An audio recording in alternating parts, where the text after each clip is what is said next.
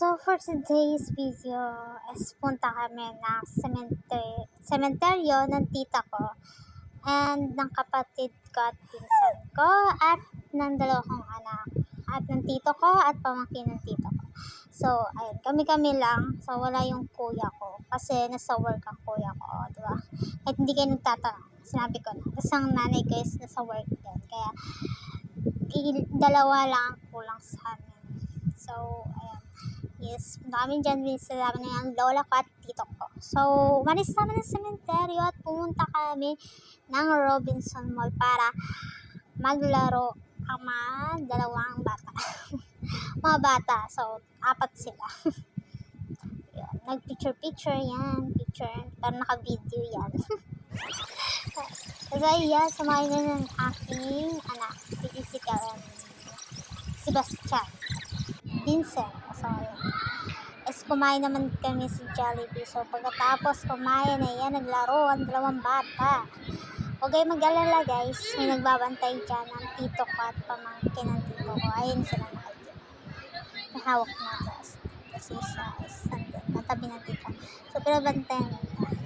Malaki naman ang Robinson Mall kaya. So, dito sila at nagbabantay naman ng tito ko. Ayun. Tatakbuhan sila. Ako yung natatakot para sa nila kasi baka syempre madulas yung side, baka maano. So ayun, pauwi na kami ng bahay. Yan, pauwi ng bahay. So nagchika kami yan. So saan ba sunod na yan? Hindi, nagchika lang kayo na kung anong ginawa nila basta, ganun. Sabi ko, nagtakabula-bulan, ganun. Si tito nagbantay. Ayun yung pinsan ko, ay katabi ko. So ayun, pauwi na talaga ka ng bahay. Yan, pagod na pagod busog na busog ako. Tapos, pagod din ang mga bata. So, maaga matutulog ang mga bata for today. Kaya, maaga din ang makatulog. So, ayan, nag-video pa ako sa siya. Inaantok na siya. Inaantok na siya. Gusto niya nang pumikit. Pumikit na siya. Tintignan ko siya kung binidyohan ko talaga siya kung makatulog pa siya ng maayos. Kasi ang hangin, lasan na hangin kasi tricycle ka. So, ayun na. Binibidyohan ko siya. Dahil, hinihintay ko siyang matulog. O, diba? Kasi naman ko yung mukha ko. Haggard yan. Wala na lang ting. Tapos, yun, pato na ng mukha ko. Haggard.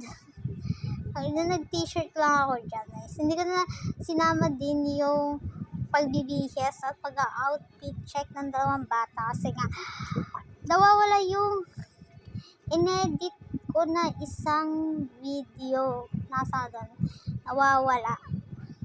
Nawala sa files ko sa my cut. Kaya ayan na lang yung video na napunta ng cemetery to papunta Robinson to pauwi. Yun na lang ang na-videohan at natira lang sa video kasi nawala sa files ko at na-delete na rin, hindi pinaasahan. So ayan na lang yung mga clips na ibibigay ko sa inyo muna today. Kasi ayan, ang batang inaantok na papukit na. Pauwi na kami ng bahay sa Antipolo naman tayo sa Ahon. So ayan, yung binidyan ko sa saan kami dumaan. So, ayun. Tamang muni lang ako habang nag-video. So, ayan. Video ko ako saan. Gato. Nanginginig na nga ito. Gusto ko matulog. Kasi kulang pa talaga ako sa tulog dyan. Gusto kong bumawi ng tulog. Para akong pagod. Pagod. Sa bahay. Bago kami umalis. Tapos, pag-uwi ko sa bahay niyan, yung aso namin nakapasok sa loob ng bahay. So, nagkalat siya sa higaan. Iniisip ko talaga. Tapos, tama nga ang hinala ko na ganun nga nangyari. Nakapasok ang aso namin sa loob ng bahay. So, ayan, for today's video. Ang tagal makauwi. Yan, doon mo siya market sa may Inares. Sa Inares area. So, market kami doon. Doon kami dinaan ng tricycle. So, ayan. Tagal. So, ayun lang yung ating video. Sorry guys. Now lang ako nakapag-upload ng mga video ko for today. Kasi, hindi ko nasasabihin kung ano. At kung ba. Kasi pagkakabalahan ako. Kaya, now lang ako nakapag-edit ng video. So, thank you for watching, and guys, i-follow nyo ako. I-follow nyo ako para magka-level 1, level 2 na ako guys. Level 1 pa lang ako. Para makapag-live tayo guys. Diba? At mamigay tayo sa Gcash.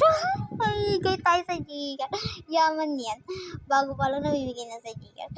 Guys, so, follow and share to my video.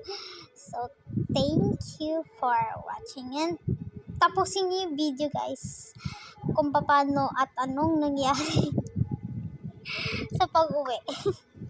So, thank you. Bye. Ingat kayo and lagi safe. Always safe.